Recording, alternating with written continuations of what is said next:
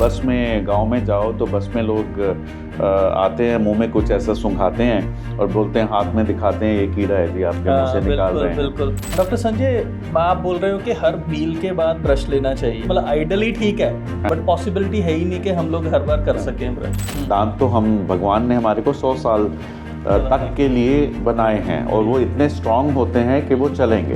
Braces लगाने से या ये लाइनर्स लगाने से क्या हमारे दांत कमज़ोर होते हैं कि स्केलिंग से दांत कमज़ोर होते हैं? ये दांत साफ करवाने मतलब बार बार अगर हम लोग इसको करेंगे तो दांत कमज़ोर हो जाते हैं स्केलिंग से। तो इसलिए ये मिथ डेवलप हो गई कि स्केलिंग करवाओगे तो दांत आपके हिल जाएं।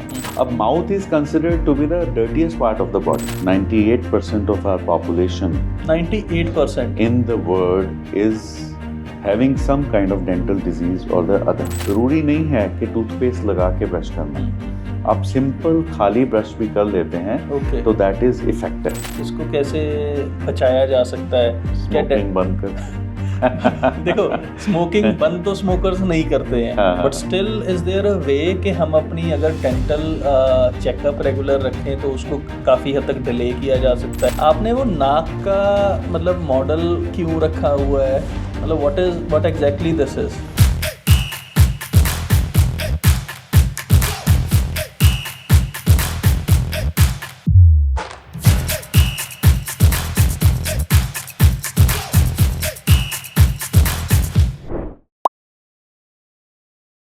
Hi everyone, welcome to another amazing episode of Win Talks with Abhishek Jain, where Win is wisdom, inspiration and networking. आज इस पॉडकास्ट में हम लोग बहुत सारे ओरल हेल्थ को लेके मिथ्स ब्रेक करने वाले हैं। ओरल हेल्थ यानी कि आपके मुंह के अंदर की जो हेल्थ है, दांतों की जो हेल्थ है, आपको कौन सा टूथपेस्ट यूज़ करना चाहिए, कौन सा ब्रश यूज़ करना चाहिए, कैसे यूज़ करना चाहिए और क्या क्या प्रॉब्लम्स होती हैं हमारे को। 98% ऑफ द लोगों को पूरी दुनिया में कुछ ना कुछ डेंटल प्रॉब्लम है, लेकिन उनको पता ही नहीं है क्या है वो प्रॉब्लम्स, उसके बारे में हम लोग बात करेंगे। और आज के जो हमारे गेस्ट हैं, he is one of the top dentist in north India, जिन्होंने बहुत सारे पॉलिटिशियंस का भी इलाज किया है, जिन्होंने बहुत सारे मॉडल्स को भी एक अच्छी स्माइल दी है, जिन्होंने बहुत सारे ब्यूरोक्रेट्स को भी उनके ओरल प्रॉब्लम से पूरा का पूरा निजात दिलवाया है। तो हम लोग बात कर रहे हैं डॉक्टर संजय कालरा की, और आज हम उनसे बात करेंगे ओरल हेल्थ के बारे में, डेंटिस्ट्री के बारे में। आइए डायरेक्टली बात करते हैं डॉक्टर संजय कालरा जी से। Welcome doctor Sanjay to win talks with Abhishek Jain. Thank you so much. And doctor Sanjay, dentistry की बात हम लोग आज करने वाले हैं। सबसे पहले अगर हम डेंटिस्ट्री के बारे में सोचते हैं, so this is the last thing which comes up to a mind of a person कि मेरे को इसका भी, ओरल हेल्थ का भी ख्याल रखना है। तो मतलब मेरे को ये समझ में नहीं आता है कि this is one of the important thing, और इसको क्यों ओवरलुक किया जाता है जनरली। वेल अभिषेक, सबसे इम्पॉर्टेंट बात तो ये है कि जो हमारा डेंटल डिजीज़ है वो स्लो डिजीज़ है। It's a chronic killer you can से। ओके। जिसमें कि ये धीरे धीरे होती है। जैसे फॉर एग्जांपल डेंटल केरीज को ले लें या गम डिजीज़ को ले लें, जिससे कि normally 98% of our population 98% in the world is having some kind of dental disease और the other. Okay, right. And फिर भी हम लोग उसका ध्यान क्यों नहीं रखते हैं? क्योंकि ये बहुत स्लो प्रोसेस होता है डिजीज़ का, और इसमें कोई पेन नहीं होता है। कीड़ा लग गया दांत में तो वो धीरे धीरे बढ़ेगा, बट जब पेन होगा तो इतना सीवियर पेन होता है कि तब तो डेंटिस्ट के पास भागना ही पड़ता है। बिल्कुल, अगर रात को भी पेन हो तो भी भागना पड़ता है। पर अब पेन क्योंकि नहीं हो रहा है तो हम उसको ओवरलुक कर जाते हैं। अगर कोई हार्ट प्रॉब्लम होती है या कहीं पे आई में प्रॉब्लम होती है तो हम उसी टाइम भागते हैं, क्योंकि वो चीज़ फेटल होती है। डेंटल डिजीज़ फेटल नहीं है, तो इसलिए इन जनरल लोग ओवरलुक कर जाते हैं। दूसरा, मैं तो मजाक में सब अपने पेशेंट्स को भी ये बोलता हूँ कि भगवान ने गलती कर दी कि हमारे को 32 दांत दे दिए, है ना।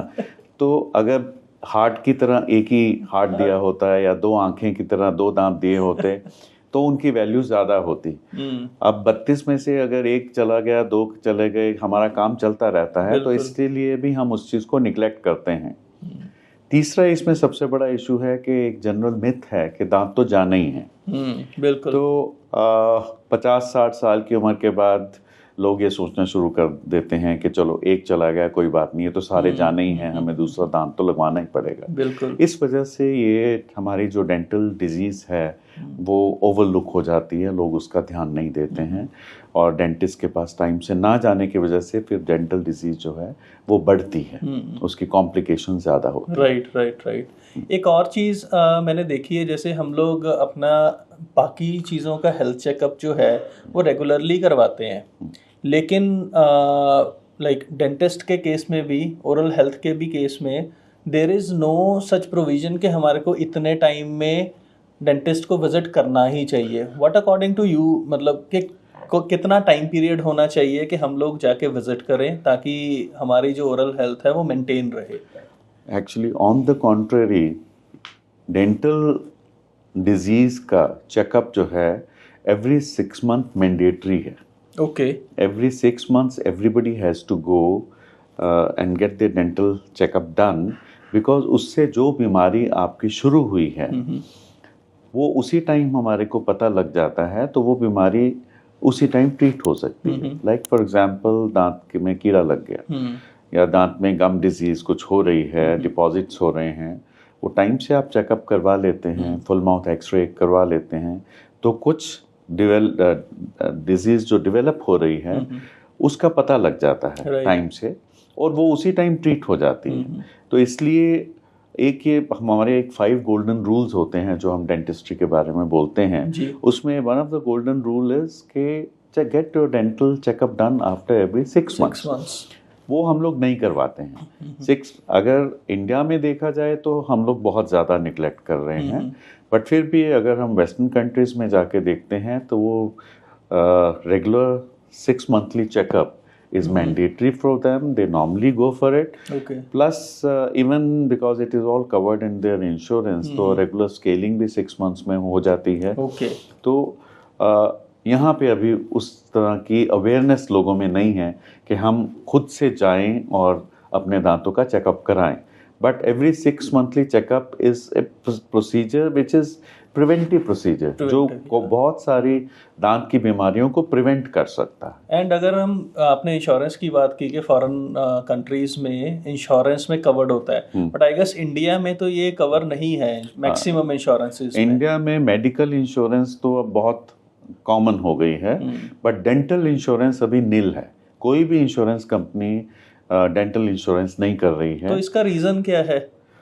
One of the reason I guess is के डेंटिस्ट्री अभी भी इंडिया में हम बहुत चीप रेट्स पे कर रहे हैं। रियली? यस, बहुत चीप रेट्स पे कर रहे हैं। आई वुड से एक नॉर्मल डेंटिस्ट, एक आई वुड से एक महंगा डेंटिस्ट भी वेस्टर्न कंट्रीज के कंपैरिजन में 10% कॉस्ट पे काम करता है इंडिया में। और इंडिया में जो ज़्यादातर हम लोग वॉल्यूम पे काम करते हैं, बिकॉज इतने कम रेट्स पे काम कर रहे हैं। हालांकि जो फैसिलिटीज़ हैं इंडिया में at par with the world हैं। Whatever you say, we are doing implants, we are doing aligners, we are doing whatever is happening all over the world, we are doing it.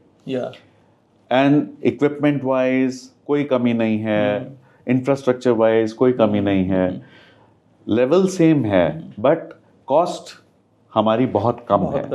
तो उसकी वजह से हम लोगों को volume पे काम करना पड़ता है। मतलब अगर वहाँ पे देखेंगे कि वो दिन के 4-5 पेशेंट्स करेंगे, वीकेंड्स पे 3 दिन का वीकेंड मनाएंगे, हम लोग दिन के 40 पेशेंट करेंगे, वीकेंड कई लोग मनाते ही नहीं है। सो ये डिफरेंस है।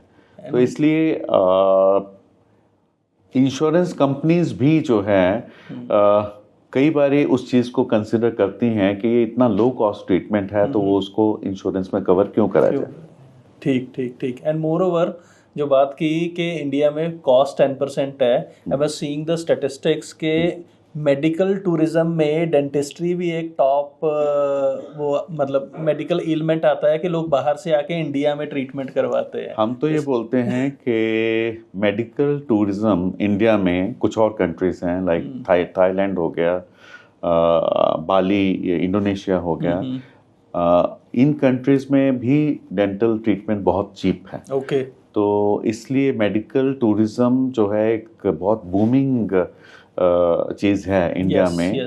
और खासकर ऐसे एरियाज में जहाँ पे डायरेक्ट इंटरनेशनल फ्लाइट्स हैं, like for example Delhi, Bombay, metropolitan cities में, वहाँ पर तो फॉरेनर्स भी आके अपना यहाँ ट्रीटमेंट करवाते हैं, जाके चले जाते हैं। Tricity of Chandigarh there is a problem because हमारा एयरपोर्ट इंटरनेशनल कहलाते हुए भी इंटरनेशनल नहीं है, तो उतने फ्लाइट्स हैं नहीं कुछ ज़्यादा। तो इसलिए चंडीगढ़ दैट वे लैकिंग है कि मेडिकल टूरिज्म इसमें इतना चल नहीं पा रहा। But otherwise this can be a boon for every dentist जहाँ पे मेडिकल टूरिज्म चल रहा है। Right. Yes. And doctor Kalra, moving on to the general problems, वो क्या ऐसी चीज़ें हैं जो लाइक हर एक पर्सन जाने के यार ये अगर मेरे को हो रहा है तो I need to regularly visit a dentist. क्योंकि हम देखते हैं जैसे आपने बोला कि डिपॉजिट्स होने लग जाते हैं या स्केलिंग की ज़रूरत हमारे को हर 6 महीने में होती है। स्केलिंग से रिलेटेड भी बहुत सारी मिथ्स हैं, तो वो क्या चीज़ है कि वो देखें ताकि वो डेंटिस्ट को विजिट करें? बेसिकली जैसे मैंने पहले आपको बताया कि वर्ल्ड की 98% of population is suffering from some dental disease और द अदर। तो हमारी ज़्यादातर जो बेसिक डेंटल डिजीज़ है वो डेंटल केरीज और पेरिडोंटाइटिस या गम डिजीज़ है। ये एग्जैक्टली होता क्या है? बेसिकली डेंटल केरीज जो है वो एक हमारे मुंह में millions of bacteria normally present हैं। They are the normal commensals in our oral cavity, हमारे सलाइवा में हैं। और जो भी हम शुगरी फूड खाते हैं, लाइक शुगरी फूड ये नहीं कि चॉकलेट टॉफी खाना है, any of the food which is starchy, which has lot of carbohydrates, specially junk food, breads and all, मैदा वाली चीज़ें जो कि रिफाइंड कार्बोहाइड्रेट्स कहलाती हैं, वो हमारे दांतों को चिपकती हैं। कोई भी चिपकने वाली चीज़ जो है उसके ऊपर जो हमारे मुंह के अंदर बैक्टीरिया प्रेजेंट हैं, दे आर नॉर्मल कमेंसल्स, तो वो उस चीज़ को एसिड में कन्वर्ट करते हैं। ठीक है, तो वो एसिड दांत के परत के ऊपर जमता है। दांत के भी सरफेस जो है उसमें कई ग्रूव्स एंड वैलीज होती हैं। तो जो पिट्स होते हैं दांत के ऊपर, वहाँ पे थोड़ा खाना जमने की टेंडेंसी होती है। तो वहाँ पे वो खाना जमा हुआ जो होता है, वहाँ पे आपके बैक्टीरिया उनके ऊपर एक्ट करके एसिड बनाते हैं, और वो एसिड दांत के अंदर उसको डीमिनरलाइज करना शुरू कर देता है, उसको छेद करना शुरू कर देता है। अदरवाइज देखें तो हमारा जो दांत है वो बॉडी का सबसे स्ट्रॉन्गेस्ट स्ट्रक्चर है। Even like I have read के इवन बोन से भी बहुत ज़्यादा हार्ड है। जो एनामल है वो तो हार्डेस्ट स्ट्रक्चर है। तो पर उसको क्योंकि एसिड उसके ऊपर एक्ट करता है तो उसको डीमिनरलाइज कर देता है और उसमें छेद होना शुरू हो जाता है। नॉर्मली टॉप सरफेसेस पे ये पिट्स होते हैं जो साफ नहीं हो पाते हैं, या दो दांत के बीच वाले एरियाज होते हैं जहाँ पे हमारा ब्रश नॉर्मली पहुँच नहीं पाता है, तो वहाँ पे ये पिट्स बन जाते हैं डीकैल्सिफिकेशन की वजह से, और वहाँ पे जो हमारे बैक्टीरिया हैं जो नॉर्मली प्रेजेंट हैं वो वहाँ पे ग्रो करना शुरू कर देते हैं। राइट। ऐसे ये डेंटल केरीज जो है वो ग्रो करता है, वो फिर डीप जाता है। पहले जो टॉप मोस्ट लेयर होती है एनामल, उसको ट्रैवर्स करता है, फिर सेकंड लेयर डेंटिन जो होती है उसको ट्रैवर्स करता है। अब जब तक ये एनामल और डेंटिन में है, एनामल में तो आपको कोई सिम्टम आएगा ही नहीं। डेंटिन में अगर यंग पल्प है, यंग एज में सेंसिटिविटी आएगी, क्योंकि हमारी डेंटिन सेंसिटिव, उसमें नर्व एंडिंग्स होती हैं और वो सेंसिटिव होता है। तो बट कई बारी ओल्डर एज में वो नर्व एंडिंग्स भी थोड़ा रिट्रैक्ट कर जाती हैं, तो आपको सेंसिटिविटी भी नहीं आएगी और वो प्रोग्रेस आगे करता जाएगा। और ये मूव करता है ट्रायंगुलर फैशन में। उसका बेस बड़ा होता है, टिप से छोटा होता है। तो वो टिप जो जहाँ से छोटा है ऊपर से पता नहीं चलता है, अंदर ही अंदर से दांत खाया जाता है। फिर जब ये पल्प तक पहुंच जाता है केरीज प्रोसेस, तो तब आपके जो अंदर के जो पल्प चैम्बर है, that is the vital part of the tooth, जिसमें कि हमारी जो ब्लड सप्लाई, नर्व सप्लाई दांत को आ रही है, उसमें ये बैक्टीरिया फिर प्रोलिफरेट करते हैं, उसको जितना वाइटल पार्ट है उसको डेड कर देते हैं, और दांत के अंदर इन्फेक्शन हो जाती है। तो फिर इसका सोल्यूशन, उस प्रोसीजर में जब तक ये एनेमल और डेंटिन में है तब तक तो दांत में अगर वही है, अगर वो टाइम से चेकअप हो गया, वो डिटेक्ट हो गया 6 मंथली चेकअप में, तो उन ये सब फिलिंग्स हो जाती हैं। तो क्या सेंसिटिविटी भी हमारे को फील होती है? यही रीजन है कि सेंसिटिविटी फील होती है? सेंसिटिविटी के कई सारे रीजंस हैं, but one of the reasons is dental caries. क्योंकि आज के टाइम पे जो मैं रिसर्च कर रहा था उसमें ये भी एक बहुत बड़ा प्रॉब्लम था कि इंडिया की मैक्सिमम पॉपुलेशन को सेंसिटिविटी है, और इंडिया की नहीं, वर्ल्ड की सारी पॉपुलेशन को सेंसिटिविटी है। हम तो थोड़ा फिर उसको ज़्यादा फोकस कर लेते हैं। सेंसिटिविटी क्यों है, वो उसके एक रीज़न तो डेंटल केरीज है, जैसे हम एक्सप्लेन कर रहे थे। दूसरा रीज़न गम डिजीज़ है, जिसमें कि हमारे गम डिपॉजिट्स होने की वजह से हमारे मसूड़े और हड्डी बैठते हैं, दांत की रूट्स एक्सपोज हो जाती हैं, तो वो सेंसिटिविटी का कारण, बिकॉज रूट्स भी सेंसिटिव होते हैं। एज के साथ हमारे दांत घिसते हैं, उसकी वजह से दांत का जो एनामल कोटिंग खत्म हो गई, और डेंटिन जो है वो सेंसिटिव है, तब भी सेंसिटिविटी होती है। ठीक है। दांत हमारे रॉन्ग मेथड ब्रशिंग की वजह से कट जाते हैं, तो अच्छा, वो कट्स भी मैक्सिमम सेंसिटिव होते हैं। तो sensitivity is just a symptom of so many dental diseases. तो उसको उसके कारण हमें पहले जानना पड़ेगा क्या है, और उसका फिर निदान करने के लिए उसके हिसाब से इलाज करना पड़ेगा।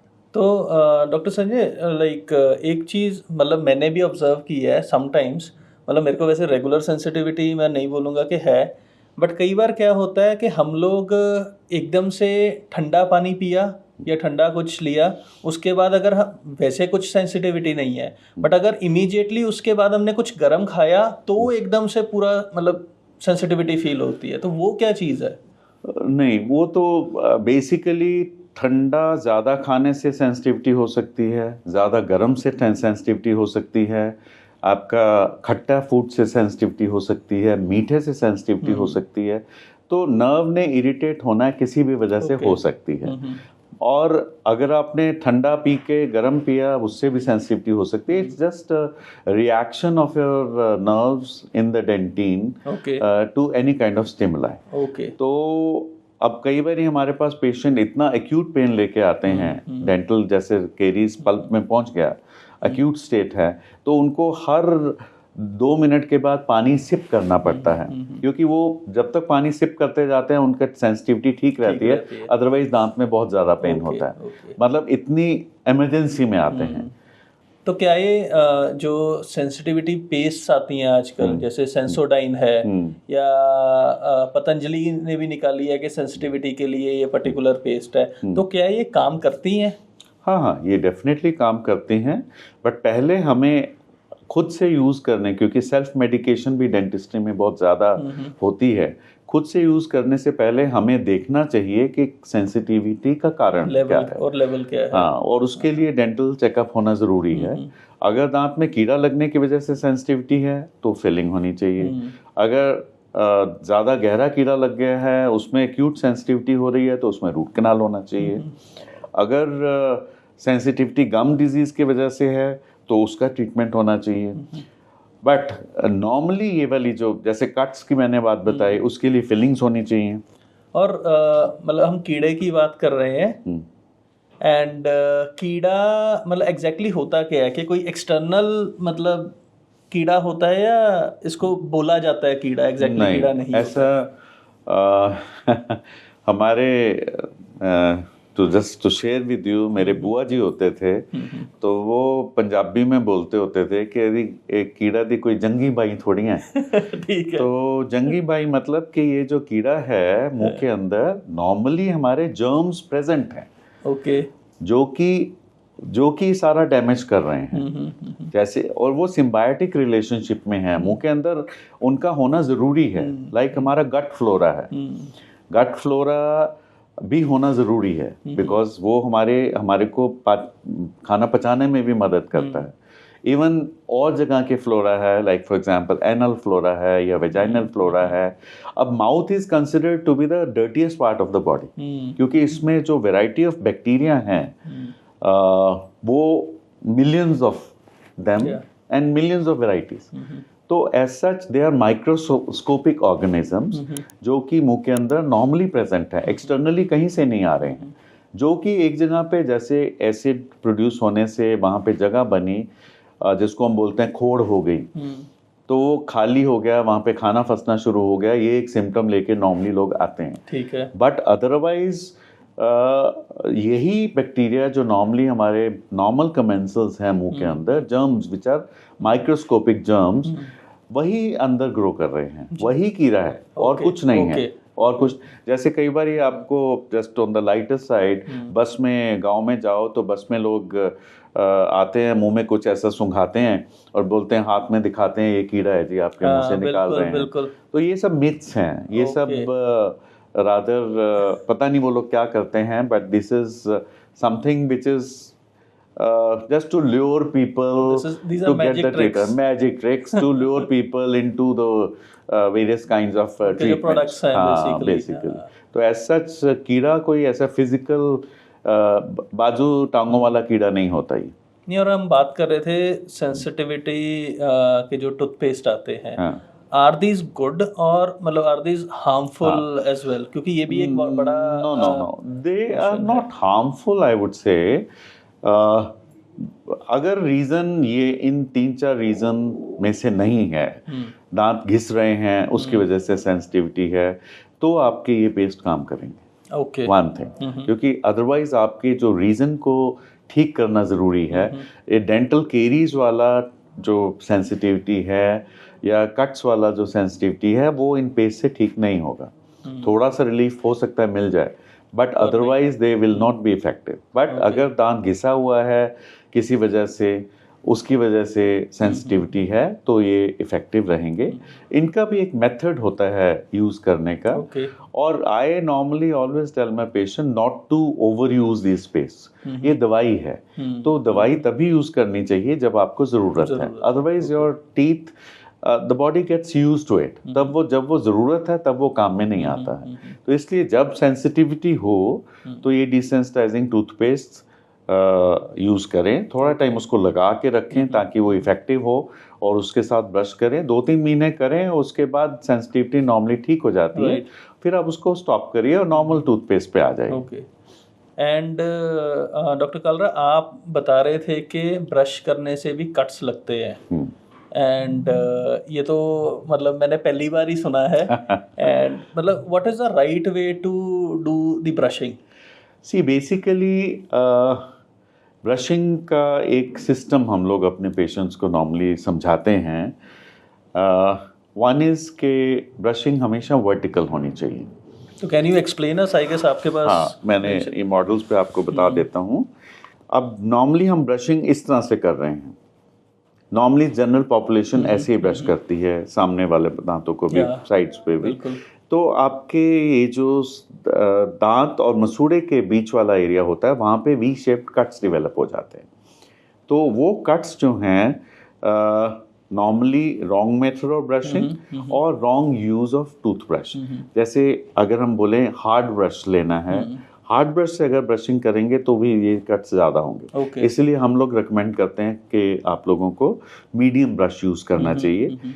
अब सॉफ्ट ब्रश जो है वो उतने अच्छे से आपके दांतों को साफ नहीं करता है, इसलिए सॉफ्ट या सुपर सॉफ्ट ब्रशेस हम लोग कभी रिकमेंड नहीं करते हैं। हम लोग बोलते हैं कि सॉफ्ट या सुपर सॉफ्ट ब्रशेस तभी यूज़ होना चाहिए जब आपने कुछ सर्जरी करवाई है, कोई गम सर्जरी हुई है, कुछ हुआ है। अदरवाइज आपको मीडियम ब्रश यूज़ करना है, और वो मीडियम ब्रश जो है आपको ब्रशिंग वर्टिकल होनी चाहिए। ये हम इसकी रिस्ट मूवमेंट की बात करते हैं। ये जैसे ये इस तरह से आपके ब्रश चलना चाहिए। बच्चों को तो हम लोग बोलते हैं कि आप 20 स्ट्रोक्स दीजिए, 1 2 3 4 5 20 काउंट करके दीजिए, क्योंकि वर्टिकल स्ट्रोक्स में आपकी 2 दांत के बीच वाले एरियाज भी साफ होंगे। अगर हम ये ब्रशिंग कर रहे हैं तो आपके 2 दांत के बीच वाले एरियाज निगलेक्ट हो जाते हैं। तो वर्टिकल ब्रशिंग होनी चाहिए, टाइम लगाना चाहिए। हम इसको सेगमेंट्स में बांट लेते हैं दांतों को। एक सेगमेंट में 20 स्ट्रोक्स, नेक्स्ट सेगमेंट में फिर 20 स्ट्रोक्स, फिर इधर वाले सेगमेंट में 20 स्ट्रोक्स। इस तरह करके, और अंदर वाले जो सेगमेंट्स हैं, ऊपर तो चलिए आप ऐसे ओक्लूजल ब्रशिंग तो आपको इस तरह से ही करनी पड़ेगी। ये हिस्सा जो है हम हील ऑफ द ब्रश, इसको हम हील ऑफ द ब्रश बोलते हैं, हील ऑफ द ब्रश से साफ करते हैं। बट अंदर भी ये ऐसे ही, ये ही रिस्ट मूवमेंट से ब्रशिंग होनी चाहिए। ओके, सेम वे नीचे, ये हिस्सा बहुत इंपॉर्टेंट होता है साफ करने के लिए, क्योंकि हमारी जो सलाइवरी ग्लैंड्स की ओपनिंग यहाँ पे होती है, तो उसको वहाँ पे उसकी वजह से डिपॉजिट्स ज़्यादा होते हैं, इसलिए हील ऑफ द ब्रश से ये हिस्सा भी साफ ज़्यादा अच्छे से होना चाहिए। और अंदर भी वर्टिकल ब्रशिंग ही होनी चाहिए। सो दैट मीन्स हम लोगों को ब्रशिंग में कम से कम 3 to 4 मिनट्स का टाइम लगाना चाहिए। मेरा नेक्स्ट क्वेश्चन यही था कि कितना टाइम हमारे को लगाना चाहिए। नहीं, ब्रशिंग के लिए 3 to 4 मिनट्स मिनिमम होने चाहिए। हम लोग बच्चों को तो बोलते हैं कि बच्चे घड़ी देख के आप ब्रशिंग करो। दूसरा, करेक्ट टाइप ऑफ ब्रश जरूर होना चाहिए। लाइक फॉर एग्जांपल आपको मीडियम ब्रश यूज करना है। ब्रश का हेड बहुत बड़ा नहीं होना चाहिए, because it has to reach to the last areas. आपके जो विजडम टीथ है वो अदरवाइज बड़े ब्रश के साथ साफ नहीं हो पाते हैं, तो वो पीछे वाले एरियाज तक पहुंचने चाहिए। ठीक है। और तीसरा सबसे इम्पॉर्टेंट बात ब्रशिंग के बारे में होती है कि आपको ब्रशिंग हर मील के बाद करनी चाहिए। क्योंकि नॉर्मली हम जनरल वैसे तो एक ही बारी करते आए हैं ब्रशिंग, ठीक है, बट कारण आपको मैंने पहले ही बता दिया है। गम डिजीज और डेंटल केरीज का कारण हमारे मुंह के अंदर जमा हुआ मटेरियल है। जो हमने चबाया, रिफाइंड कार्बोहाइड्रेट्स हैं, वो जमे रह गए और उसके ऊपर बैक्टीरिया ने काम करा और उससे फिर डेंटल केरीज भी डेवलप हुई। तो हमें ये जमे हुए पदार्थ को मुंह पे, दांतों पे नहीं रहने देना है। तो उसके लिए रेकमेंडेड यही होता है कि हर खाने के बाद ब्रश करना जरूरी। डॉक्टर संजय, आप बोल रहे हो कि हर मील के बाद ब्रश लेना चाहिए। जैसे अगर आज के हम लोग बात करें, वी टेक, मतलब मैक्सिमम लोग 3 से 4 मील्स लेते हैं, तो क्या हमारे को हर एक मील के बाद ब्रशिंग करनी चाहिए? मतलब आइडली ठीक है कि आइडली इट इज़ ओके कि मे बी के ब्रश कर सकते हैं, बट पॉसिबिलिटी है ही नहीं कि हम लोग हर बार कर सकें ब्रश। नहीं, देखिए ये ना हैबिट बनाने की बात होती है। अब हम लोग अपनी प्रैक्टिस में हर किसी को ये रिकमेंड करते हैं और लोग करते हैं, और एक बार वो शुरू कर देते हैं तो उसके बिना फिर वो रह नहीं सकते। क्योंकि मुंह को इतना साफ रहने की आदत हो जाती है। तो हम रिकमेंड करते हैं कि रात को जैसे आपने ब्रश कर लिया, रात को ब्रश करने के बाद कुछ मिल्क वगैरह नहीं लेना, कुछ शुगरी फूड नहीं लेना, सो जाइए। सुबह उठ के आप सिंपल कुल्ला कर लीजिए, या maybe use a mouthwash too, so that, वैसे माउथ फ्रेश ही होता है अगर आपने रात को ब्रश करा हुआ है। उसके बाद अपना नाश्ता करिए और फिर ब्रश करिए। तो 2 टाइम ये तो बहुत कॉमनली और इजीली हो सकता है, after breakfast and after dinner. फिर आपका जो होता है लंच टाइम, नॉर्मली कोई भी मेजर मील के बाद ब्रश होना ज़रूरी होता है। तो हमारे 3 ही मेजर मील्स होते हैं। लंच टाइम के बाद भी ब्रश करिए, अगर ऑफिस में गए हैं तो ऑफिस में ब्रश रख लीजिए, लेडीज़ को हम बोलते हैं पर्स में ब्रश रख लीजिए।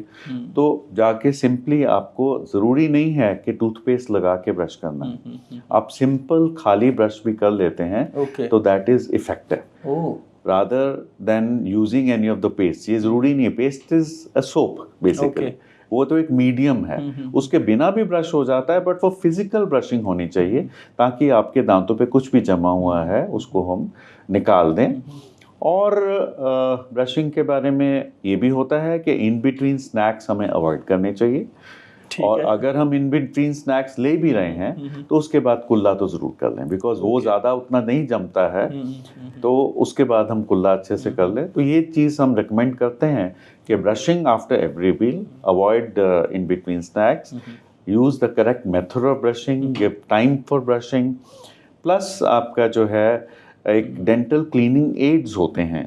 जैसे कि हमारे इंडिया में 2 दांत के बीच वाले एरियाज को क्लीन करने का उतना ज़्यादा ट्रेंड नहीं है। यूज़ ऑफ डेंटल फ्लॉस जो है वो नेग्लेक्ट होता है, पर देयर इज़ नो वे कि आपका ब्रश आपके दो दांत के बीच वाले एरिया को साफ कर पाएगा। आजकल बहुत सारी एडवर्टीजमेंट भी आने लग गई है हाँ। कि मतलब फ्लॉसर्स की, अदरवाइज तो टूथब्रश की ही एडवर्टीजमेंट आ रही थी, हाँ। बट नाउअडेज फ्लॉसर्स की आने लगी है। तो क्या इंपॉर्टेंस क्या है फ्लॉसर्स की? बेसिकली वही है कि दो दांत के बीच वाले एरिया आपके नॉर्मल ब्रशिंग में साफ नहीं होते हैं, चाहे आप जितना 5 मिनट भी लगा लोगे, क्योंकि वहां तक ब्रश नहीं पहुंचता है।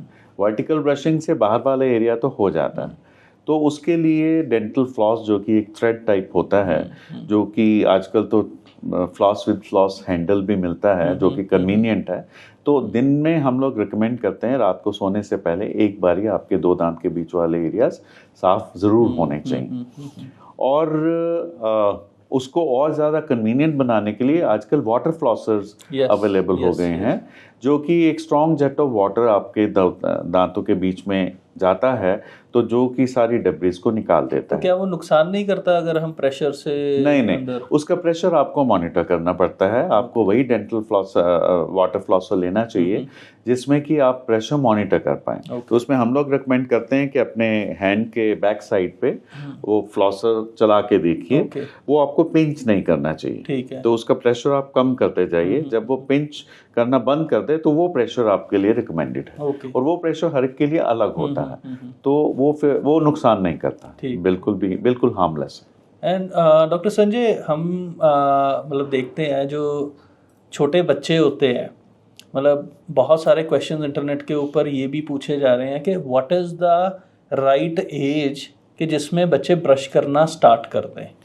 क्योंकि वो बहुत ही ज़्यादा डिफरेंट आंसर्स लिखे हुए हैं वहाँ पे। एक्चुअली हम लोग तो रिकमेंड करते हैं कि जैसे ही बच्चे के दांत आएं ब्रशिंग शुरू हो जानी चाहिए। मदर को, अब बच्चा चाहे बहुत छोटा है, 2-2.5 साल तक सारे दांत पूरे आ जाते हैं, दूध के दांत जो होते हैं, तो इनिशियली तो फिंगर से क्लीनिंग कर सकते हैं, सिंपल कोई सॉफ्ट ब्रश लेके क्लीनिंग कर सकते हैं। तो जैसे ही मुंह के अंदर दांत आते हैं ब्रशिंग होना चाहिए, बिकॉज वो बैक्टीरिया भी उस टाइम प्रेजेंट है, जो कि हार्मफुल हैं, और खाना भी जमता ही है।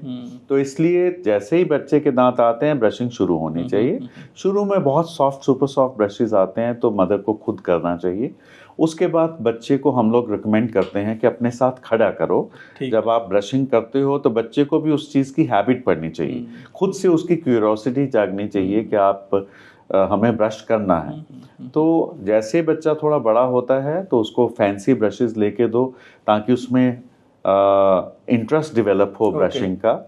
टाइम का बारे में बताओ, तो ब्रशिंग तो जैसे दांत आते हैं तब से शुरू होना चाहिए। आजकल तो मतलब बहुत सारे फैंसी ब्रशेस आ गए हैं।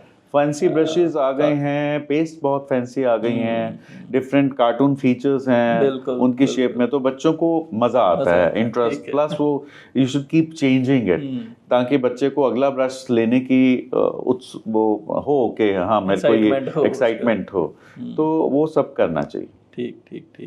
एंड डॉक्टर कालरा, एक चीज़ और, हमने कन्वर्सेशन में आपने बात की थी कि मॉर्निंग में हमारे को अगर माउथ वॉश करना, माउथ वॉशेस का यूज़ कर सकते हैं हम लोग। मैंने काफ़ी जगह पे पढ़ा कि माउथ वॉश करने से कैंसर हो सकता है। नहीं, इट्स प्योरली अ मिथ। ऐसा कुछ भी नहीं है। वैसे भी देखिए, मेडिकल साइंस में जो भी दवाई बनती है वो किसी हार्म के लिए नहीं होती है। तो माउथ वॉशेस जो भी मार्केट में आते हैं, very variety of mouthwashes are there, उनके केमिकल कॉन्स्टिट्यूशन भी कईयों की अलग अलग होती है, बट कोई भी माउथ वॉश आपके मुंह में कैंसर प्रोड्यूस नहीं करता है। और regular use of mouth wash भी नुकसानदायक नहीं है। एक नुकसान कुछ एक माउथ वॉश जिसमें क्लोरहेक्सिडिन होता है, उनको अगर क्रॉनिकली यूज़ करो तो वो थोड़ी सी स्टेनिंग कर देते हैं। अच्छा। बट वो वाले माउथ वॉशेस भी आजकल डिस्करेज हो रहे हैं, और जो presently normally most of the mouthwashes जो हैं वो अब स्टेनिंग भी नहीं करते हैं। And what is the right way to do the mouthwash? क्योंकि ये भी अलग अलग, मतलब पर्सन्स अलग अलग तरीके से रिकमेंड करते हैं कि आप 3 मिनट तक रखो, आप 5 मिनट तक रखो, इसके बाद पानी से आपको मुंह साफ नहीं करना है, you need to keep it as such. Basically देखिए, कॉन्सेंट्रेटेड माउथ वॉशेस आते हैं और बहुत डाइल्यूट भी होते हैं। ये पर्सन की अपनी रिक्वायरमेंट है। कई लोगों को कॉन्सेंट्रेटेड टॉलरेट कर लेते हैं, कई लोग बिल्कुल नहीं कर पाते हैं, तो दे कैन ऑलवेज मिक्स है। पर वही है, जैसे क्लोरहेक्सिडिन 0.2% आपको है, अगर उसको ज़्यादा आप डाइल्यूट कर लोगे तो इफेक्टिव नहीं होगा। तो नॉर्मली जिस फॉर्म में वो आते हैं हमें उस फॉर्म में करना चाहिए। बट और टाइम का ऐसा कुछ नहीं है, मुंह के अंदर कुछ भी परमानेंट नहीं रहता है। ठीक है, तो ठीक है, 2 मिनट भी ज़्यादा ही होंगे। थोड़ा सा टाइम आप कुल्ला जैसे करते हो करके फेंक दीजिए। हाँ, उसके बाद आप नॉर्मल पानी से कुल्ला नहीं करिए। ठीक, दैट इज़ द राइट वे। बाकी अगर कोई माउथ वॉश किसी को, बिकॉज माउथ की सेंसिटिविटी भी बहुत वेरी करती है, तो वो सेंसिटिविटी जो है उसके हिसाब से आप उसको थोड़ा डाइल्यूट कर सकते हैं। ठीक है। और क्या स्मोकिंग से हमारे दांतों पे इफेक्ट होता है, या स्मोकिंग से दांतों पे 2 तरह से इफेक्ट होता है। एक तो है कि स्मोकिंग जो है वो हमारे दांतों को स्टेन करती है। उसमें निकोटिन स्टेन्स हो जाते हैं, जो कि काले काले स्टेन्स होते हैं। क्रॉनिक स्मोकर्स में ये आमतौर पे पाए जाते हैं। वो भी हार्मफुल ऐसा ज़्यादा नहीं है, क्योंकि वो तो इजीली स्केलिंग से साफ हो जाते हैं। ठीक है। बट ज़्यादा हार्मफुल ये है कि स्मोकिंग, जो आपका स्मोक है, निकोटिन है, दैट इज़ कैंसरस। वो हमारे मुंह के अंदर कैंसर प्रोड्यूस करता है। आप अगर क्रॉनिक स्मोकर का मुंह देखेंगे, अगर उसके अंदर एक क्लाउडी, हम बोलते हैं, एक वाइटिश चेंजेस हमारे म्यूकोसा में आने शुरू हो जाते हैं, जो कि प्री कैंसरस होते हैं। प्री कैंसरस लीजन्स भी कई तरह के होते हैं, लाइक ल्यूकोप्लेकिया है, लाइकन प्लैनस है। तो ये प्री कैंसरस लीजन्स जो हैं, ये अल्टीमेटली कैंसर में कन्वर्ट होते हैं। तो chronic smokers are more prone to have oral cancer. तो इसको कैसे बचाया जा सकता है? स्मोकिंग बंद करके। देखो, स्मोकिंग बंद तो स्मोकर्स नहीं करते हैं, but still is there a way कि हम अपनी अगर डेंटल चेकअप रेगुलर रखें तो उसको काफी हद तक डिले किया जा सकता है या रोका जा सकता है? नहीं, देखो ऐसे है कि वो डिपेंड करता है आप कितना स्मोक कर रहे हैं। इसके साथ साथ और भी फैक्टर्स हैं, नॉट ओनली स्मोकिंग, बट जैसे हम लोग पान पराग लेते हैं, तंबाकू खाते हैं, ये सारी चीज़ें जो हैं ये कैंसर प्रोड्यूसिंग हैं। और आपको ये जान के ताजुब होगा कि इंडिया की 15% कैंसर, टोटल कैंसर्स में से ओरल कैंसर्स 15% होते हैं। 15% इज ए बिग परसेंटेज, है ना। तो वो कारण यही है क्योंकि अब बिहार, यूपी में चले जाएं तो तंबाकू का बहुत ज़्यादा चलन है, पान पराग का है, पान का है, वो सुपारी वाला पान है। तो ये सब फैक्टर्स जो हैं वो आपके यूसेज के ऊपर डिपेंड होगा। तो कोई भी ऐसा तरीका नहीं है कि इन सब चीज़ों को डेंटल चेकअप से या कुछ और दवाई लेके रोका जा सके, ऐसा कुछ नहीं है। अगर क्रॉनिक स्मोकर है तो कैंसर के चांसेस हैं। और अगर पान मसाला की इंडस्ट्री को देखें, I guess they are spending huge amounts on advertisement and sponsorships. मतलब सबसे बड़े एक्टर्स इंडिया के इन्होंने लाइक अपने एडवर्टीजमेंट में लिए लगाते हैं। And one of my favourite actors, जिसको मैं सोचता था कि यार this is the cleanest one, and को इन्होंने ले लिया, जो मतलब who is the Pioneer of like बोले कि ब्रांड एम्बेसडर है against the tobacco industry, which is very sad actually. But वही है कि ये इंडस्ट्रीज थ्राइव ही अपने प्रोडक्ट्स की वजह से कर रही हैं, और इन प्रोडक्ट्स को एक गरीब से गरीब, छोटा से छोटा आदमी से लेके बड़ा से बड़ा आदमी यूज़ कर रहा है। तो इसलिए हाँ, उनके वो स्मोकिंग अपना सिगरेट के पैकेट पे भी लिखा हुआ है, इतना बड़ा बड़ा लिखा हुआ है। वो आपने देखे होंगे बहुत सारे ड्रेडफुल डिजीज भी, फोटो भी रखी हो। सेम वे आपके पान पराग, इनमें भी नीचे लिखा हुआ है। बट देन लिखने से कुछ नहीं होता है। अगर आपको हैबिट है तो आप पढ़ के उस चीज़ को यूज़ नहीं छोड़ोगे नहीं। तो इसलिए ये सब तो उनकी सेलिंग गिमिक्स है, which is not right. But you cannot stop it also. Absolutely. मेरे को डॉक्टर कालरा एक और चीज़, हमने स्केलिंग के बारे में भी 2-3 बार बात की। एक बहुत बड़ा डाउट जो मेरा भी है कि स्केलिंग से दांत कमज़ोर होते हैं, कि दांत साफ करवाने मतलब बार बार अगर हम लोग इसको करेंगे तो दांत कमज़ोर हो जाते हैं स्केलिंग से। ऑन द कॉन्ट्ररी, स्केलिंग से दांत स्ट्रांग होते हैं। ओके, वो कैसे? वो इसलिए कि मैंने आपको बताया है कि मुंह के अंदर 2 ही बीमारियां हैं, गम डिजीज और डेंटल केरीज। तो जो गम डिजीज का कारण भी आपके ये नॉर्मली प्रेजेंट बैक्टीरिया ही हैं, बट हमारे जो सलाइवरी ग्लैंड्स की ओपनिंग्स होती हैं, जो हमारा थूक की नलियां होती हैं, वो जहाँ पे खुलती हैं उसके ऑपोजिट थूक के अंदर का कैल्शियम, लेमैन टर्म में हम बोलेंगे, थूक के अंदर का कैल्शियम जमा हो जाता है। ठीक है। तो वो अगर साफ ठीक से नहीं होता, और नॉर्मली वो हम लोग ठीक से साफ नहीं कर सकते हैं, वो ग्रेजुअली पहले वो प्लाक फॉर्मेशन होती है, उसके बाद वो हार्ड होता जाता है, जिसको हम कैलकुलस बोलते हैं। जो कि आप अगर अपना भी मुंह खोल के देखेंगे तो आपको आपके नीचे वाले दांतों के अंदर वाले हिस्से में, टंग के सामने आपको वाइट डिपॉजिट दिखाई देगा, जो कि पहले सॉफ्ट होता है, पर अगर हम स्केलिंग नहीं करवाते हैं तो वो हार्ड होता जाता है। ठीक है। अब वो हार्ड हुआ और उसके ऊपर फिर बैक्टीरिया, बिकॉज वो रफ सरफेस है, मुंह के अंदर बैक्टीरिया तो प्रेजेंट ही है, तो वो बैक्टीरिया जो है वो उसके ऊपर जमा होगा, प्रोलिफरेट करेगा, और वहाँ पे वो आपके गम्स को इन्फ्लेम करेगा। गम्स को इन्फ्लेम करेगा, आपके गम्स जो हैं वो दांत से सेपरेट होना शुरू हो जाते हैं, क्योंकि ये जो कैलकुलस है वो दांत की रूट्स के ऊपर ग्रो करता है, ये नीचे जाता है। जैसे ये हमने एक मॉडल आपको दिखाने के लिए लाया है, ये नॉर्मल हमारा स्ट्रक्चर है दांत का, ये बोन के अंदर ये दांत की रूट है, ये दांत का कैप जो बाहर दिख रहा है। अब इसमें ये कैलकुलस है जो कि दांत के ऊपर ग्रो कर रहा है। ये कैलकुलस जो है दांत के ऊपर ग्रो करता है, तो ये आपकी हड्डी को भी बिठाता जाता है। जैसे आप देख रहे हैं यहाँ पे, ये मसूड़ा लाल हुआ कैलकुलस की वजह से, और आपका जो जहाँ पे लाली होती है, बॉडी का एक फीचर है कि जहाँ पे इन्फ्लेमेशन होगी वहाँ पे आपकी उसके रिलेशन में हड्डी जो है वो गलनी शुरू हो जाती है। तो यहाँ पे हमारा जो ये डिपॉजिट हुआ उसकी वजह से पॉकेट डेवलप हुआ, पॉकेट में के साथ गम इन्फ्लेम हुआ, पस डेवलप हुआ, तो आपकी हड्डी बैठना शुरू हो गई। तो कारण क्या है इस हड्डी के बैठने का?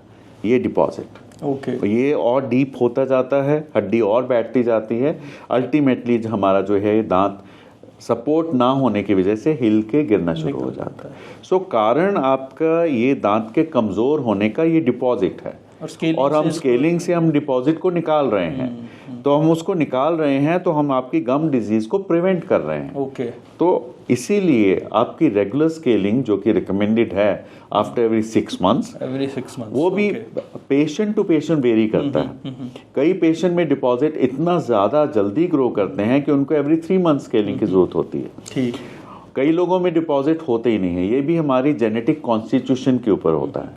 हमारे सलाइवा के अंदर कुछ इम्यूनोग्लोबुलिन्स होते हैं, उसके ऊपर डिपेंड करता है। कई लोगों को 1 साल के बाद भी स्केलिंग की जरूरत नहीं पड़ती है, कई लोगों को एवरी 3 मंथ्स चाहिए। तो वो हम देख के उसको बता देते हैं कि आपको 6 मंथ्स करवाना है, 3 मंथ्स के बाद करवाना है, और 1 ईयर के बाद करवाना है। वो हम देख के बता देंगे पेशेंट को।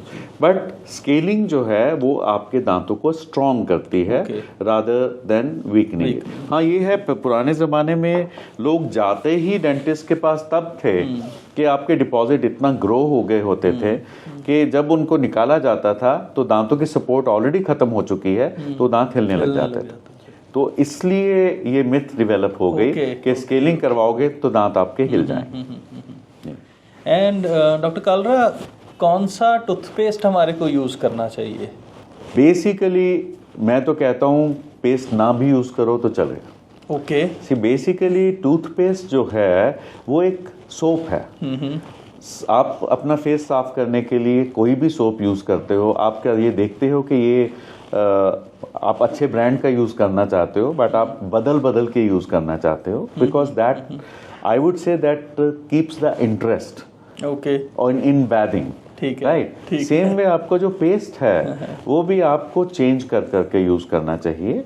आपको कोई पेस्ट ज़्यादा अच्छा लगता है तो ठीक है, आपका प्रेफरेंस हो सकता है, बट सब पेस्ट एक से हैं, ठीक, सबका बेसिक कॉन्स्टिट्यूशन सेम होता है और वो दांतों को साफ करने के लिए है, जैसे आपका सोप आपके मुंह को साफ करने के लिए है। और तो इसलिए कोई भी पेस्ट यूज करिए, इट्स ओके, यू कैन। हम रिकमेंड करते हैं कि अपने ड्रॉर में 2-3 रखिए पेस्ट, आप एक दिन एक करिए, दूसरे दिन दूसरा करिए, कुछ फर्क नहीं पड़ता, आपको इंटरेस्ट रहेगा, क्योंकि उससे आपका you look forward to different taste in the mouth. But अगर आप बिना ब्रश के भी पेस्ट करते हैं, पानी के साथ भी या नमक तेल के साथ भी करते हैं, तो दैट इज गुड इनफ। ये भी मतलब ये पुराने अगर बुजुर्गों की बात करें, वो रिकमेंड करते थे, या हमारे दादी जी भी जो थे कि तेल अगर पेस्ट खत्म है तो तेल नमक के साथ वो तो that is equally good. Purpose is that it has to be done with a toothbrush, ये इंपॉर्टेंट है। अब अगर हम वो पुरानी दादी की बात करी तो वो दातुन बहुत यूज करते थे। अब नीम का दातुन जो है बहुत बेनिफिशियल है, बिकॉज उसके जो केमिकल्स हैं उसके अंदर, they are very good for your teeth. ठीक है, बट वो हम पहले उसको चबाते हैं, उसका वो बुच बनाते हैं और फिर उससे ब्रश करते हैं, बट वो बुच जो है वो आपके ब्रश को सब्स्टिट्यूट नहीं कर सकता है, ठीक, क्योंकि वो आपके दांतों को अच्छे से क्लीन नहीं करता है। ठीक है, केमिकल्स रिलीज होंगे, those are very good for the teeth. तो इसलिए हम नीम के दातन को डिस्करेज नहीं करते हैं, पर हम ये बोलते हैं कि उसके साथ साथ आप ब्रशिंग भी करिए। वैसे तो आजकल नीम का दातन हार्डली कोई यूज करता है, गांव में तो अभी भी बहुत यूज हो रहा है, बट स्टिल उसके साथ ब्रशिंग होना जरूरी है। बिल्कुल बिल्कुल बिल्कुल। सो डॉक्टर कालरा, एक चीज़ बहुत ज़्यादा लाइक वायरल हो रही है, विच इज़ के टूथपेस्ट में ये बोला जाता है कि there are companies who are promoting non fluoride toothpaste, कि फ्लोरीन से कैंसर होता है, और मैक्सिमम जो ट्रेडिशनल टूथपेस्ट हम लोग यूज़ कर रहे हैं उसमें फ्लोरीन होता है और फ्लोराइड होता है। तो like what exactly this is? See, पहले तो सबसे बड़ी ये मिथ को हमें सुलझाना है कि फ्लोराइड से कभी भी कैंसर नहीं होता है। ओके, फ्लोराइड की फ्लोरिडेटेड टूथपेस्ट यूज करना चाहिए या नहीं करना चाहिए, ये तो एक बड़ा क्वेश्चन है। ठीक, अब वो डिपेंड करता है कि आपके लोकल जहाँ पे आप रहते हैं, जहाँ पे आप पैदा हुए हैं, वहाँ पे पानी में फ्लोराइड की मात्रा कितनी है। ओके, अब जैसे इंडिया में ही कुछ एक एरियाज, मैं एग्जांपल देता हूँ, मानसा, डबवाली, सिरसा, ये वाले एरियाज के आपने दांत देखे होंगे, वो बहुत ब्राउनिश या येलोइश फिटिंग होती है। One of the cancerous belt of Punjab. No, but then again no, cancerous belt है but it is not related to fluoride, वो उसके रीजंस अलग हैं। ओके, बट जो ज़्यादा मात्रा में फ्लोराइड वहाँ के पानी में है, जो उनके वेल से निकलता है, उसकी वजह से आपके दांत में फ्लोरोसिस हो जाता है। और वो दांत उनके पिटेड होते हैं और मिसशेपन होते हैं। मिसशेपन नहीं कहेंगे, मतलब कईयों के येलो दांत होते हैं, कईयों के ब्राउनिश होते हैं, डिपेंड के फ्लोराइड की मात्रा वहाँ पे कितनी है, तो उसके अकॉर्डिंगली उसका चलो ट्रीटमेंट होता है। अब उस एरियाज के लोगों को फ्लोरिडेटेड टूथपेस्ट नहीं यूज करना चाहिए। तो मार्केट में बिना फ्लोराइड की टूथपेस्ट भी आती हैं, जो कि वहाँ पे यूज होनी चाहिए। बट इन जनरल इंडिया की या वर्ल्ड में ज़्यादातर एरियाज में फ्लोराइड कम है। अदरवाइज जो पानी का फ्लोराइड है वो हमारे दांतों को स्ट्रांग बनाता है। अब ये जो फ्लोरिडेटेड जो फ्लोरोसिस वाले दांत होते हैं, ये केरीज रेजिस्टेंट होते हैं, उनमें कीड़ा नहीं लगता है। ठीक है, तो उनको जहाँ पे पानी में फ्लोराइड कम है वहाँ पे फ्लोराइड रादर पानी में मिलाया जाता है, ताकि वो फ्लोरिडेटेड वाटर लोग यूज करें और उनके दांत स्ट्रांग रहें। दांत ही नहीं, हड्डियाँ भी। अच्छा, जो हमारी हड्डियाँ भी हैं वो फ्लोराइड से स्ट्रांग होती हैं। ठीक है, तो इसलिए फ्लोराइड वाला पेस्ट वहाँ यूज़ करना है जहाँ पे फ्लोराइड की मात्रा कम है, और वो क्योंकि मेजॉरिटी ऑफ एरियाज में कम है, तो फ्लोराइड की मात्रा वाला पेस्ट यूज़ करने में कोई नुकसान नहीं है। सिर्फ वो एरियाज में जहाँ पे फ्लोराइड ज़्यादा है वहाँ पे ही बिना फ्लोराइड का यूज़ करना चाहिए, और इसका कैंसर से कोई रिलेशन नहीं। ओके, नहीं एंड डॉक्टर कालरा, एक और क्वेश्चन मेरे दिमाग में मतलब आ रहा था कि अगर बाय चांस हमारे दांत में कीड़ा लग गया या कोई पेन होने लग गया, तो क्या एक्सट्रैक्शन ही एक उसका सब्स्टिट्यूट है, कुछ और हो ही नहीं सकता उसके ऊपर? नहीं, देखिए ऐसे है, वही इसीलिए यहाँ पे हमारा प्रिवेंटिव एस्पेक्ट डेंटिस्ट में आता है कि आपका रेगुलर चेकअप हो रहा है, आप टाइम से जाके अगर कीड़ा लगा है तो आप उसकी फिलिंग करवा लेते हो। चलो वो आपको पता नहीं चला, आपने चेकअप नहीं कराया और कीड़ा ज़्यादा गहरा चला गया तो आप उसमें रूट कैनाल ट्रीटमेंट करवाते हो। ओके। डेंटिस्ट्री में सबसे ज़्यादा इम्पॉर्टेंट है दांतों को बचाना। क्योंकि आपका जो नेचुरल है उसका कोई भी सब्स्टिट्यूट नेचुरल जैसा अभी तक ह्यूमन बीइंग नहीं बना पाया है। बट फिर भी अगर रूट कैनाल ट्रीटमेंट पॉसिबल नहीं है, जो कि एक बहुत सिंपल प्रोसीजर है, आज की डेट में तो डे टू डे प्रोसीजर है, हर दांत में रूट कैनाल करके उसको बचाया जा सकता है और उसको कैप कर देना चाहिए। बट फॉर एग्जाम्पल आप लेट हो गए हो, आपके दांत बिल्कुल खत्म हो गया है, सैल्वेजेबल नहीं है, तो उस दांत को निकालना पड़ेगा। अब उस दांत को निकालने के बाद उसको रिप्लेस करना इमीडिएटली बहुत ज़रूरी होता है। क्योंकि हमारे आपके जो दांत हैं, एक दांत निकला तो उसके साइड वाले दांत और उसका अपोजिट दांत उस स्पेस में शिफ्ट करना शुरू कर देते हैं। जैसे मैं आपको एक मॉडल में दिखाता हूँ, एक दांत ये नीचे वाला निकला तो उसका ऊपर वाला जो दांत है वो उस स्पेस में शिफ्ट कर गया, ये ऐसे शिफ्ट कर गया, उसने पूरा स्पेस ऑक्यूपाई कर लिया। सेम वे आपके साइड वाले दांत भी उस स्पेस में शिफ्ट करना शुरू कर दिया। ठीक है। अब ये दांत आपका जब नीचे गया तो ये वाला दांत का साथ वाले दांतों के साथ कांटेक्ट खत्म हो गया, यहाँ पे खाना फंसेगा, कीड़ा लगेगा, यहाँ पे गम डिजीज होगी।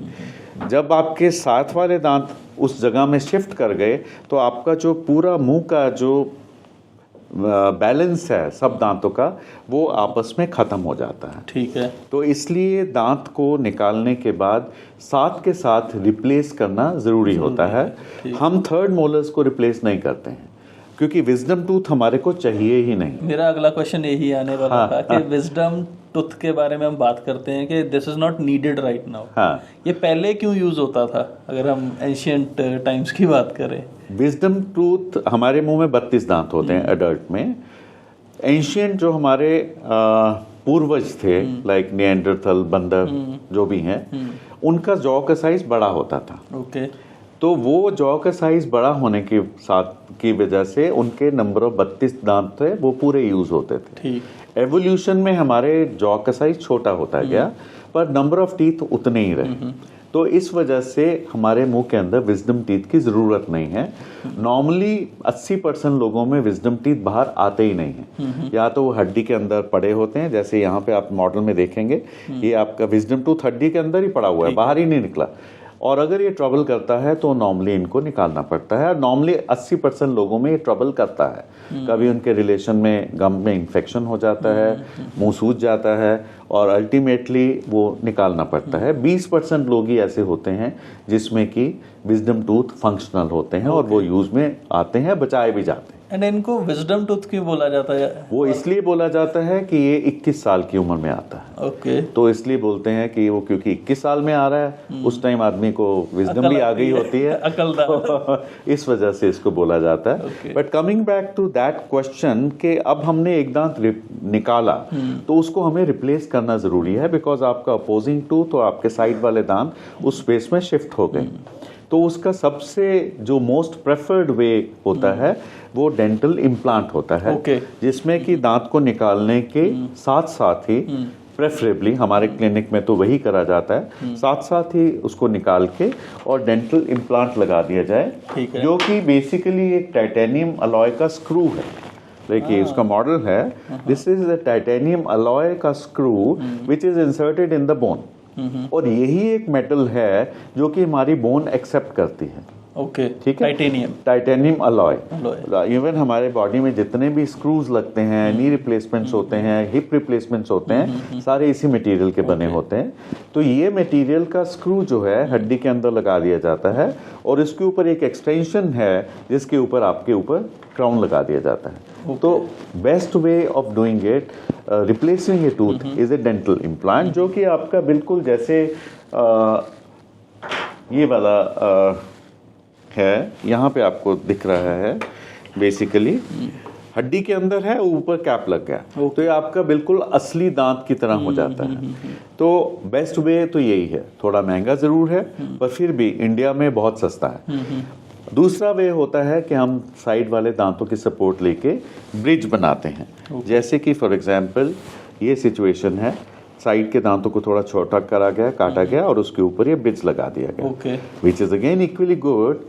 But then this has become the second mode of treatment, because इसमें हम साइड वाले दांतों को कट कर रहे हैं, थोड़ा सा नेचुरल स्ट्रक्चर उनका जा रहा है जो कि हम नहीं चाहते। तो इसलिए first preference is implant, dental implant. Second is fix bridge. Dental implant full mouth भी हो जाते हैं, एक भी दांत नहीं है, आप 6 इम्प्लांट ऊपर लगाइए, 6 नीचे लगाइए और आपके सारे दांत रिप्लेस हो जाते हैं। और थर्ड वे होता है डेंचर, जो कि आपके मिसिंग दांत को रिमूवेबल डेंचर से हम रिप्लेस कर सकते हैं। उसके भी कई टाइप्स आते हैं, but best way is to use a cast framework denture. मेरा ये क्वेश्चन होने ही वाला था कि क्या ये परमानेंट होते हैं, इसको हम नकली जो दांत हम बोलते हैं उसको निकाल के भी रख सकते हैं? सी बेसिकली जो आपके डेंटल इम्प्लांट्स हैं या फिक्स ब्रिजेस हैं वो तो आपके परमानेंट हैं। परमानेंट नहीं बोलेंगे हम इसको, फिक्स्ड हैं, ठीक है, जिनको आपको निकालने की जरूरत नहीं पड़ती है। पर जो आपके डेंचर्स हैं, लाइक फॉर एग्जांपल ये कास्ट फ्रेमवर्क डेंचर है या फिर ये एक फ्लेक्सिबल डेंचर है जो कि आपको उतारना पड़ता है हर खाने के बाद, उसको साफ करना पड़ता है और उसको पानी में डाल के रात को रखना पड़ता है, ठीक है। तो ये रिमूवेबल डेंचर और फिक्स डेंचर जो है पार्शियल भी बन सकते हैं, कंप्लीट भी बन सकते हैं। लाइक फॉर एग्जांपल ये कंप्लीट डेंचर का मॉडल है, तो ये दांतों के ऊपर ऐसे ही फिक्स हो जाता है। तो अब हर कोई इम्प्लांट्स अफोर्ड नहीं कर सकता है, बिकॉज कॉस्टिंग उसकी काफ़ी ऊपर जाती है।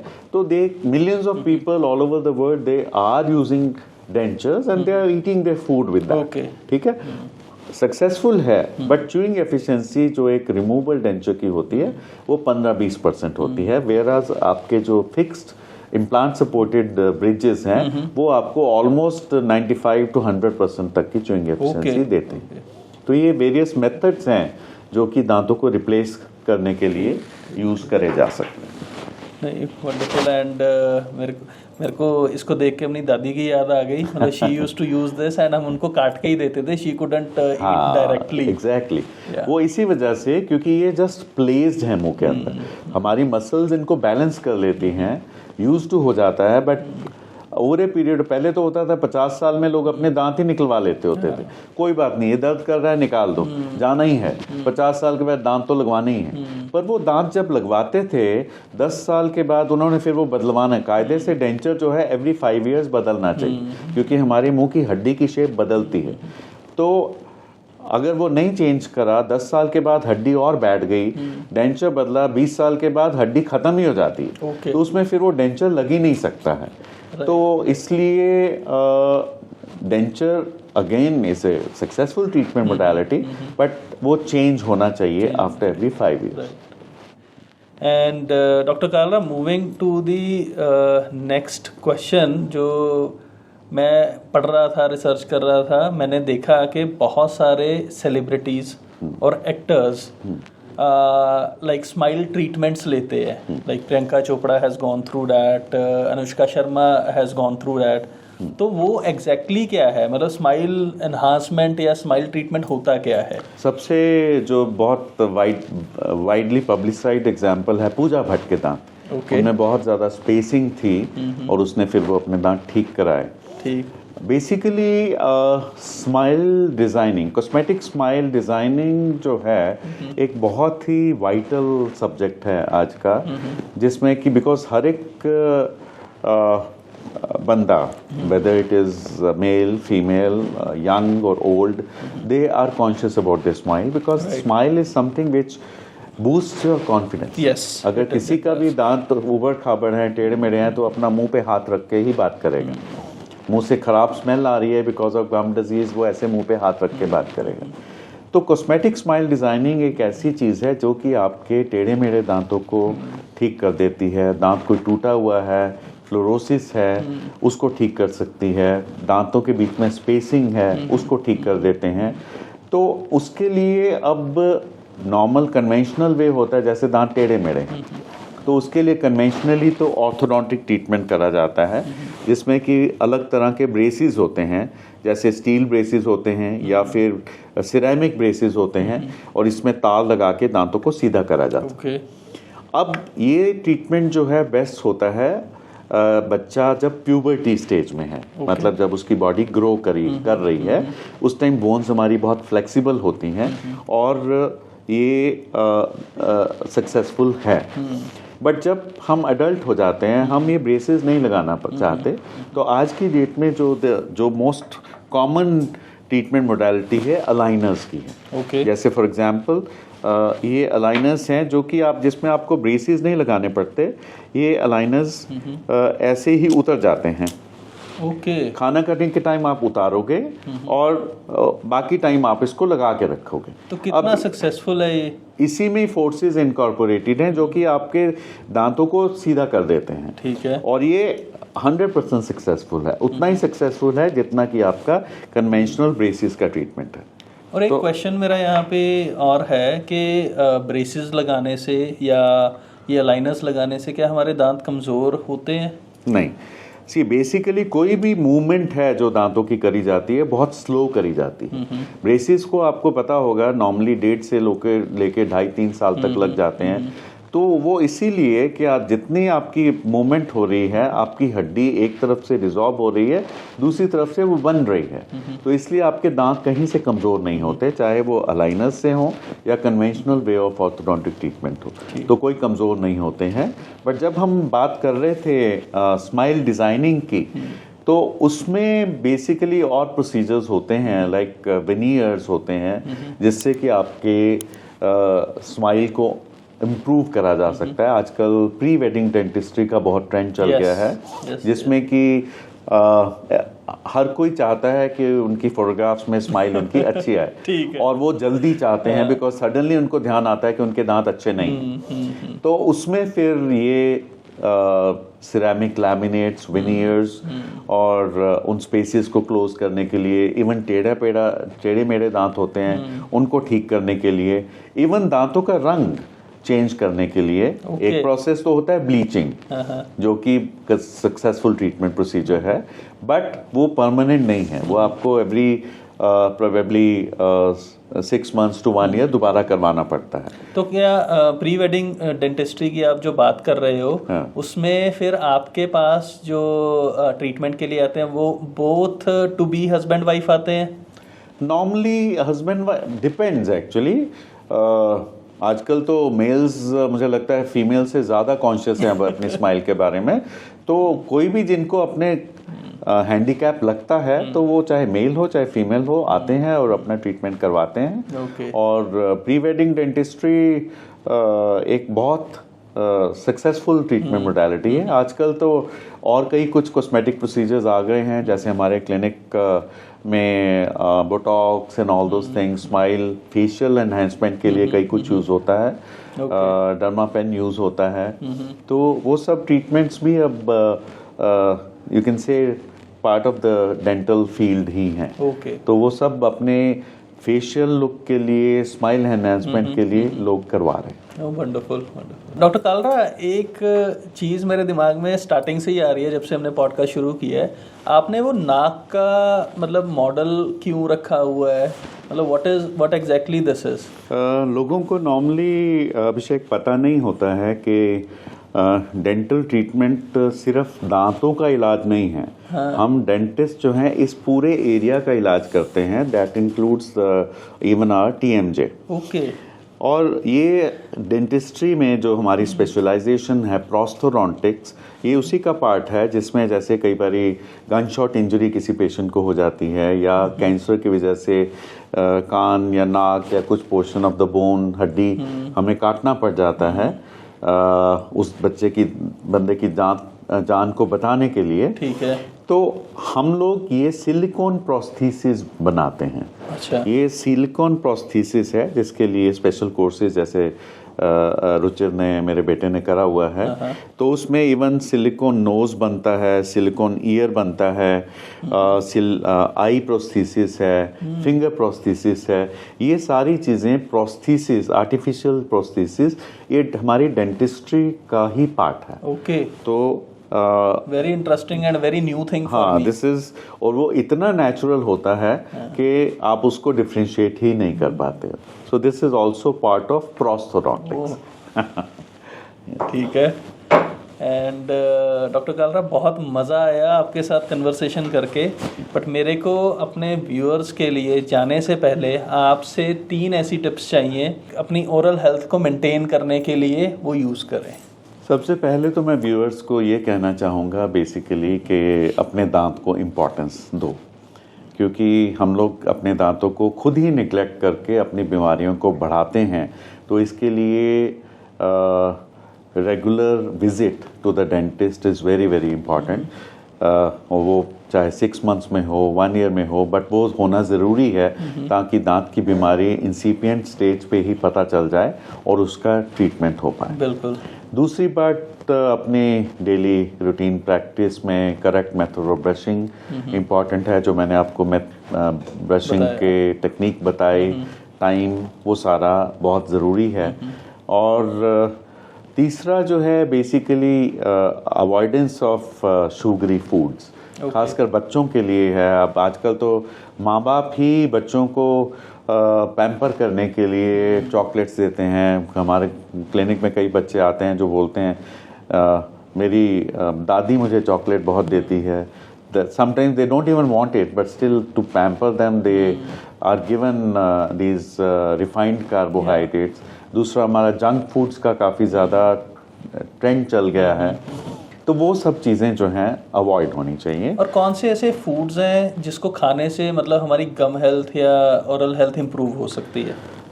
कोई भी ऐसा फूड नहीं है आज की डेट में। जो जंक फूड्स हैं उनसे तो डेंटल हेल्थ खराब ही होती है, बट जो फाइब्रस फूड्स होते हैं, लाइक फाइब्रस फूड मतलब एप्पल्स, फ्रूट्स हो गए, सैलड्स हो गई, जिनको हमें चबाना पड़ता है, एफर्ट करना पड़ता है, वो फूड्स जो हैं वो हमारे दांतों को हेल्दी रखने में मदद करते हैं। और जो भी फूड दांतों को चिपकता है वो दांतों को नुकसान करता है, वो हमें अवॉइड करना चाहिए। पर हम लोग बच्चों को ये बोलते हैं कि ठीक है, पसंद तो सबको होता है, बट अगर उनको लगता है कि आपको खाना ही है, उसकी जो है क्वांटिटी को कम कर दें, उसकी फ्रीक्वेंसी को कम कर दें। हम लोग बोलते हैं चलो कोई बात नहीं, हफ्ते में 1 दिन अलाउड है, बट उसके बाद आपने ब्रश ज़रूर करना है। तो ये चीज़ हमें अपनी लाइफ में इनकॉर्पोरेट करनी है कि एक तो प्रिवेंशन डेंटिस्ट्री में इज़ मोस्ट इम्पॉर्टेंट, मतलब कि ये क्योर से बेटर है। तो प्रिवेंशन, डेंटल डिजीज़ जो है वो प्रिवेंटेबल है। अगर आप अपने दांतों का ध्यान रखेंगे, correct method of brushing use करेंगे, करेक्ट टाइम ऑफ ब्रशिंग होगा, तो आपके दांत मेंटेन रहेंगे। और रेगुलर डेंटल चेकअप अगर होता रहेगा तो दांत की बीमारी आगे बढ़ेगी नहीं। आज के ज़माने में वो पुराना ज़माना नहीं है कि आप कुछ टाइम, कुछ एज के बाद दांत निकलने ही हैं। दांत तो भगवान ने हमारे को 100 साल तक के लिए बनाए हैं और वो इतने स्ट्रांग होते हैं कि वो चलेंगे, बट उनको वैल्यू देना, उनको मेंटेन करना हमारे ही हाथ में है, और उसके लिए हम सब लोगों को जागरूक होना ज़रूरी है। Absolutely. And I guess doctor Kalra, इस पॉडकास्ट को सुनने के बाद इसका मकसद ही ये था कि हम अवेयर कर सकें कि ओरल हेल्थ क्यों इम्पॉर्टेंट है और क्या क्या चीज़ें आपको करनी चाहिए एंड आई गेस अगर कोई इसको पूरा सुन लेगा तो he can actually save himself from a lot of oral problems and many other problems. I hope इसका पर्पस सर्व हो जाएगा तो बहुत अच्छा है। Thank you so much and thank you so much for coming on win talks with Abhishek Jain. Thank you very much. Thank you दोस्तों, यहाँ तक इस पॉडकास्ट को देखने के लिए। मेरे को पता है कि ये ओरल हेल्थ जो है आपका बहुत बड़ा कंसर्न था, मेरा भी था, इसलिए मैंने डॉक्टर संजय कालरा को यहाँ पे बुलाया ताकि वो इन प्रॉब्लम्स को, इन डाउट्स को दूर कर सकें जो मेरे अंदर चल रहे थे। और मेरे को पता है कि आपके बहुत सारे और डाउट्स भी हैं आपकी हेल्थ को लेके, आपकी फिटनेस को लेके और आपकी रियल लाइफ को लेके। प्लीज़ उन प्रॉब्लम्स को इस कमेंट बॉक्स में आप डालें ताकि हम उस फील्ड के एक्सपर्ट को यहाँ पे ला सकें और एक पॉडकास्ट उनके साथ कर सकें आपके लिए। दोस्तों, बस मेरे को आपसे सिर्फ एक चीज़ चाहिए, आपका प्यार और आपकी सपोर्ट। और वो सपोर्ट आप कर सकते हो ये लाल बटन दबा के। मेरे चैनल को प्लीज़ सब्सक्राइब करो और बेल आइकन दबाना ना भूलें ताकि आपको हर एक वीडियो की अपडेट टाइम से पहले मिल सके। Thank you and see you in next podcast.